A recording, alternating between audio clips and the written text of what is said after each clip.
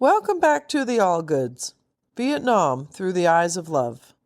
I'm Elisa Cecilia Allgood. This letter was written by my mom, Sarah Allgood, on Sunday, July 18th, 1971, from San Antonio, Texas.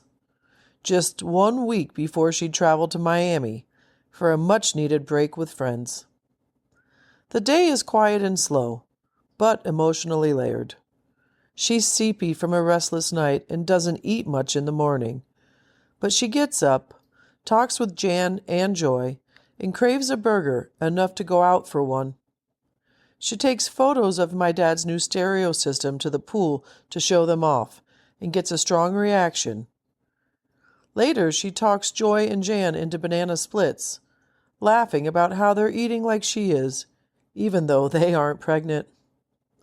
The heat is intense, over 100 degrees, and there's a quick dinner at Pam's, followed by a trip to the gas station to help Jan with a possible cracked engine block. The night ends with a surprising call from Dr. Newt Godfrey, who was drunk and offered to deliver the baby if she came to Maxwell Air Base.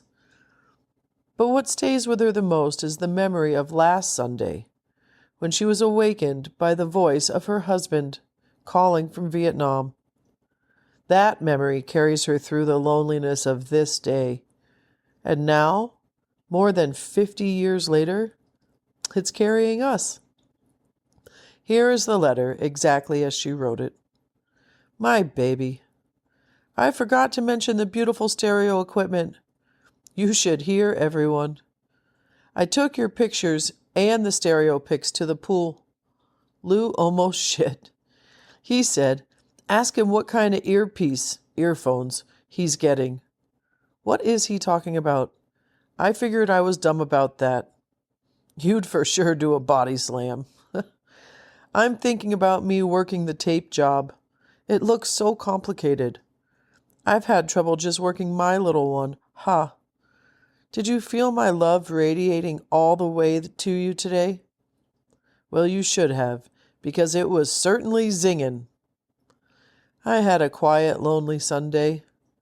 I didn't sleepy good last night. I don't know why. I felt sleepy when I finished my letter, but I couldn't seem to unwind enough to fall asleep. I even spent 50 cents on the whittle chickie. Anyways, I was still sleepy this morning and slept late. Jan called about 10 to see if I wanted breakfast. I told her I had to let our whittle baby rest some more. I couldn't go back to CP, so I turned on the TV. And sure enough, the day's movies had already started.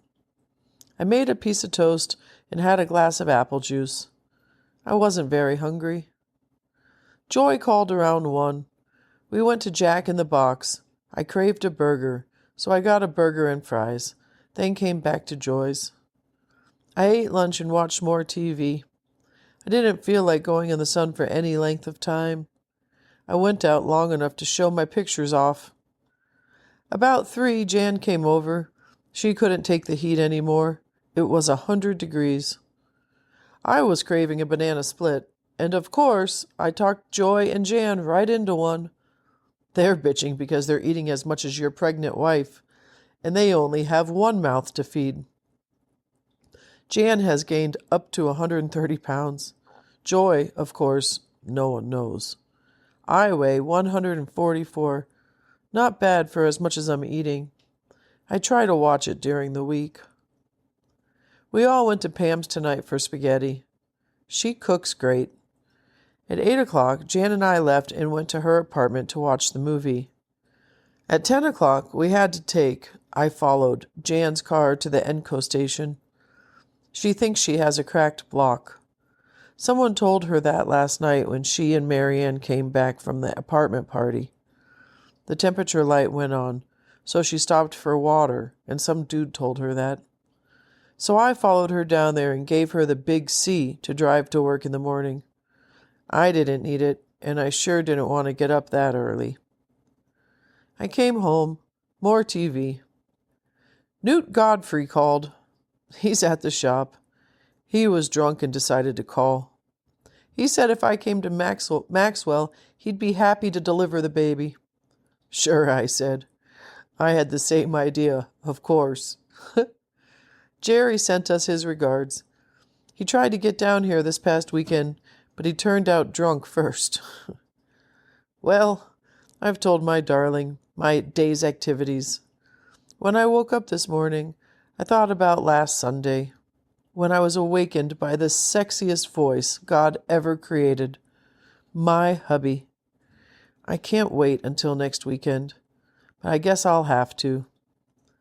Whittle Chickie, I'll close now, 'cause my eyes seem heavy, and I need to get some rest tonight.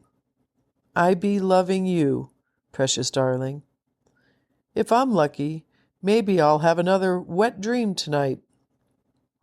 Always remember, I love you, forever and always. Sarah and a Whittle baby. That was Sarah Allgood writing to my dad, Captain Dick Allgood, on July 18th, 1971, just 1 week before she traveled to Miami for a change of scenery and time with friends, hoping to break up the routine and lift up her spirits. Her days might look simple on paper: toast, burgers, banana splits, spaghetti, and movies. But there's nothing simple about what she was holding together. She was pregnant, newly discharged from the Air Force, and trying to keep her spirit intact. Every friend, every letter, every call mattered. And through all of it, she never stopped writing to my dad. And now, through these letters, we're finally hearing that voice, her voice. Thanks for listening.